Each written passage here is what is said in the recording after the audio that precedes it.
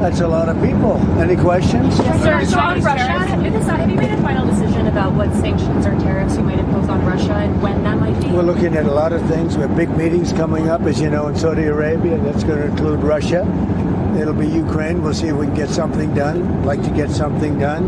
A lot of people died this week, as you know, in Ukraine. Not only Ukrainians, but Russians. So I think everybody wants to see it get done. We're going to make a lot of progress, I believe, this week. Is President Putin disrespecting you by attacking Ukraine when you're trying to make peace there? Is President Putin disrespecting you by attacking Ukraine when you're trying to make peace there? What did he do? Well, he's attacking Ukraine. Is he disrespecting me? Yeah. Who are you with? I'm Michael Burnbaum from Washington Post. You've lost a lot of credibility. Go ahead. What else? President, Robert, go ahead. Americans who have seen their retirement accounts fall in recent days are getting very nervous about these tariff conversations. Oh, I think the tariffs are going to be the greatest thing we've ever done as a country. It's going to make our country rich again. We have many companies, as you know, auto companies are opening up plants now. We've had 4 or 5 announced already, but many more are coming. And we're basically going to take back the money, or a lot of the money that we've given away over many decades. We've lost our jobs. We've lost our factories. We've lost 90,000 factories since the beginning of NAFTA. It's not that long ago. 90,000 factories. Think of that. And we're going to get them back. And they're coming back. And they're coming back in records. Look at what happened with the big chip company, the biggest in the world. By far the most powerful chip company in the world, from Taiwan. And they're going in with $200 billion of money, and they're going to build something that's going to give us 35-40% of the chip market in one company. No, it's going to bring it back, and I think it's going to make us bring us to a level that we've never had before. Is there going to be a government shutdown? As many of your supporters are concerned about your supporters are attacking SCOTUS Justice Amy Coney Barrett. You put her on the bench. They're saying she's a DEI hire. Do you regret putting her on the bench? Look, she's a very good woman. She's very smart. And I don't know about people attacking her. I really don't know. I think she's a very good woman and she's very smart. Is there going to be a government shutdown at the end of this week? Could happen. I mean, the Democrats want that. They want to destroy the country. So I can't tell you, but it could happen. It shouldn't have happened, and it probably won't. I think the CR is going to get passed. We'll see, but it could happen.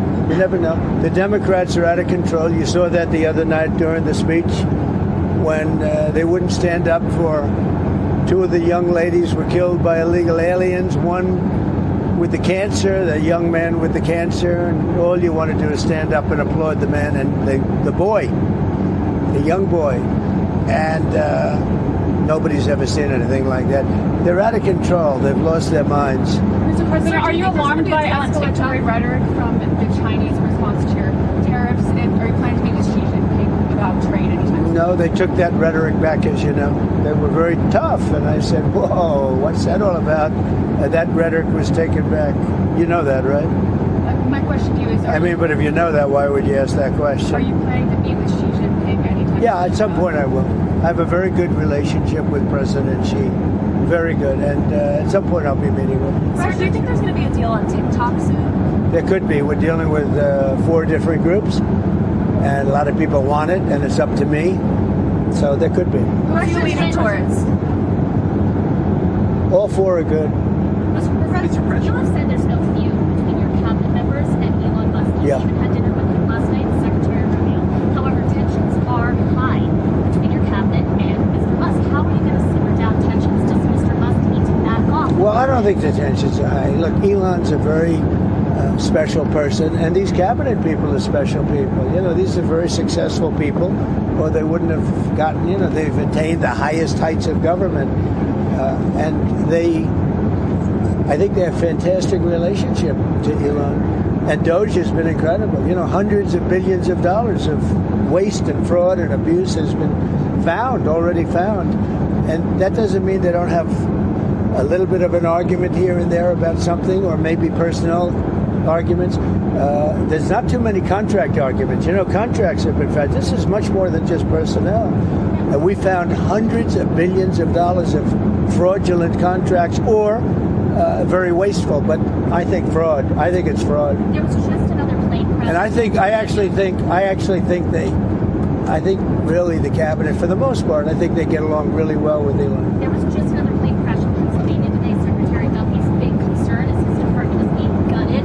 He's been, dealing with these crashes ever since he was sworn in. Does he have a legitimate concern? Well, that has nothing to do with the department. That was a small plane, and that would have happened whether you had a big department or a small department, as you understand. It's just they have space like this. They have times when things happen a little bit more often than normal, and then it goes back and you go many years without having a problem. I'll tell you, I think the Southwest pilot did a fantastic job last week when he lifted that plane off the air, because if he put the brakes on, that wouldn't have been good.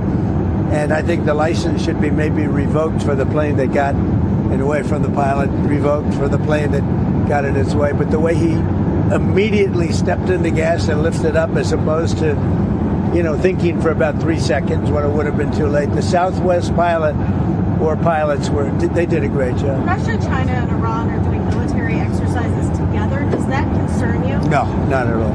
Not at all. Why not? Because we're stronger than all of them. We have more power than all of them. I rebuilt the military. Unfortunately, Biden did nothing with it, but I rebuilt the military. But we don't want to even talk about that. I think if you look at what's happening and if you see what we've done, and if you see where we've come, and let's see what happens with the whole Russia-Ukraine thing. I think you're going to have eventually, and maybe not in the distant future, you're going to have some pretty good results coming out of Saudi Arabia this week. Are you going to resume aid to Ukraine if they sign the minerals deal?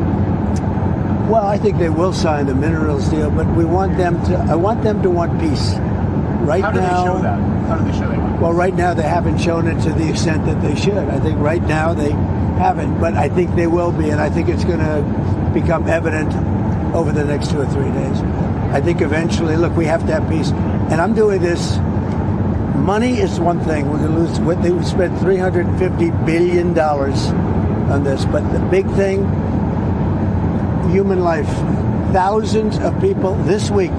Thousands of young soldiers died this week. Hundreds of people died in cities in Ukraine.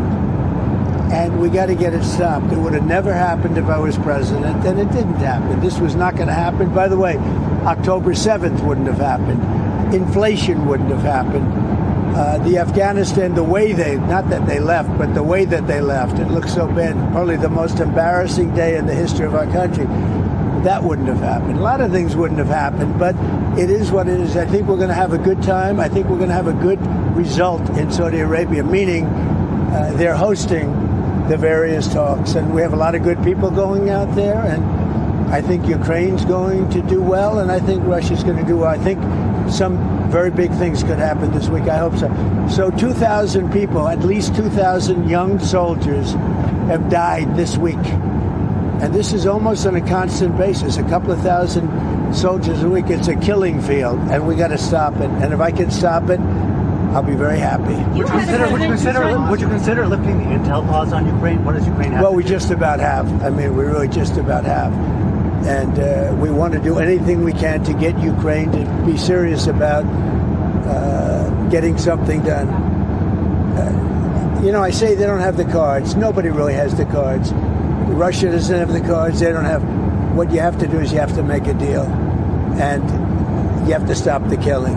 It's a senseless war. And we're going to get it stopped. You hesitated with Maria Bartiromo. Where are we? Are we just about? We're just about ready to land.